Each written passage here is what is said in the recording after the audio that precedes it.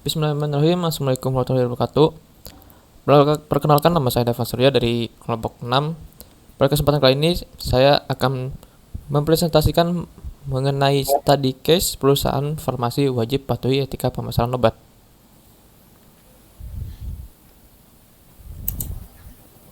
Tapi sebelumnya saya ingin memperkenalkan beberapa tim saya. Di antaranya ada Didi Adrian, ada Kalavania Ayu Chandra, ada Atal Jordan Losmana, dan saya sendiri Dava Surya. Dan yang terakhir ada Aura Aisyah Wardani. Di antara beberapa konten yang akan kami jelaskan, di antaranya ada situation analysis yang berisi data dan fakta case. Yang kedua ada problem analysis mengenai penjelasan masalah. Yang ketiga ada prediscussion analysis mengenai alternatif solusi. Dan yang keempat ada potensial problem analysis mengenai solusi akhir atau kesimpulan. Yang pertama ada situation analysis mengenai data dan fakta case. Situation analysis pada study case kali ini adalah praktik gratifikasi sering terjadi antara industri farmasi dengan pelayanan kesehatan ketika industri farmasi melakukan promosi obat-obatan kepada dokter atau rumah sakit. Direktur International Pharmaceutical Manufacturer Group atau yang disingkat dengan IPMG, Parulian Simanjuntak mengatakan bahwa promosi atau pemasaran obat merupakan suatu keharusan bagi industri farmasi. Akan tetapi terdapat aturan atau etika dalam melakukan pemasaran obat. Parulian mengatakan dalam diskusi etika pemasaran dan prinsip anti gratifikasi di sektor kesehatan bahwa promosi dapat merupakan suatu keharusan. Dalam promosi tersebut harus menjelaskan bagaimana cara kerja obat dapat dengan akurasi penjelasan ilmiah bagaimana dosisnya dengan cara promosi yang etis. Parulian telah menegaskan komitmen etika pemasaran dan anti gratifikasi terhadap 4 perusahaan farmasi internasional yang tergabung dalam IPMG. Beliau berpendapat bahwa kode etik pemasaran obat yang dibuat IPMG mengacu pada Permenkes nomor 14 tahun 2014 tentang gratifikasi. Bagian selanjutnya yang akan dijelaskan oleh Atala Jordan. Atala Jordan, dipersilakan. Oke, saya akan melanjutkan yang dibacakan oleh Davan tadi. Untuk menghindari konflik kepentingan dalam etika pemasaran bahwa obat tersebut interaksi dengan praktis kesehatan berstatus pegawai negeri dilakukan melalui institusi. Interaksi yang dilakukan dengan praktisi kesehatan berstatus pegawai negeri juga harus atas izin atasan.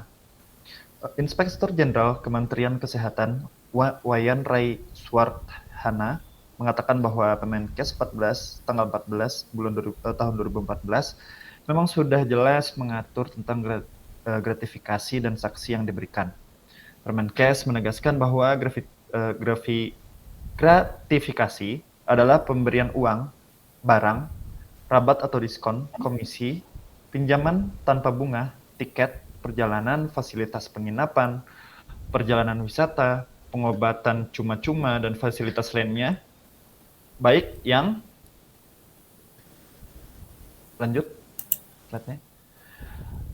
diterima di dalam negeri maupun di luar negeri yang dilakukan dengan menggunakan sarana elektronik atau tanpa sarana elektronik yang berhubungan dengan jabatan atau kewenangan. Adapun gratifikasi yang dianggap suap antara lain seperti marketing fee atau imbalan yang bersifat transaksional terkait dengan pemasaran produk dan cashback yang diterima instansi, tetapi biasanya digunakan untuk kepentingan pribadi, seperti itu. Terima kasih kepada Atala Jordan yang telah melanjutkan bagian dari situation analysis. Yang kedua ada problem analysis mengenai penjelasan masalah yang akan dijelaskan oleh Didi Adrian. Didi Adrian, dipersilakan. Di sini saya akan menjelaskan tentang problem analysis atau masalah yang terjadi. Jadi praktik gratifikasi rentan terjadi antara industri farmasi dengan pelayan kesehatan. Kemungkinan gratifikasi muncul ketika industri farmasi melakukan promosi obat-obatan kepada dokter atau rumah sakit. Gratifikasi yang dianggap suap antara lain marketing fee atau imbalan yang bersifat transaksional terkait dengan pemasaran produk dan cashback yang diterima instansi tetapi digunakan untuk kepentingan pribadi. Terima kasih kepada Didi Adrian yang telah menjelaskan mengenai problem analisis. Yang ketiga ada discussion analysis yang berisi alternatif solusi, maka akan dijelaskan oleh Kalavania. Kalavania, dipersilakan. Baik, yang pertama ada para pelayan harus memahami apa itu gratifikasi. Yang kedua, pihak industri farmasi harus mengetahui etika dalam memasarkan. Yang ketiga, jangan ragu untuk menolak atau katakan tidak pada gratifikasi. Yang keempat, meningkatkan kesadaran dalam adanya tindak suap atau gratifikasi. Yang kelima, melaporkan jika ada tindakan suap atau gratifikasi ke pihak yang berwenang. Yang keenam, menghindari atau meminimalisir pertemuan dengan stakeholder-nya.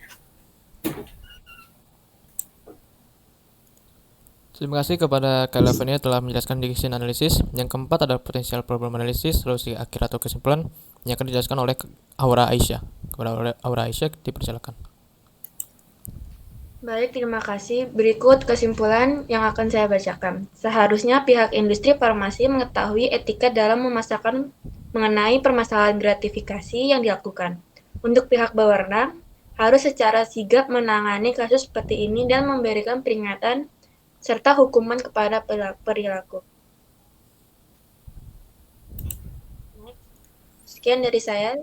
Terima kasih. Mungkin segitu penjelasan mengenai study case pada kesempatan kali ini. Mohon maaf apabila ada kekurangan. Wassalamualaikum warahmatullahi wabarakatuh.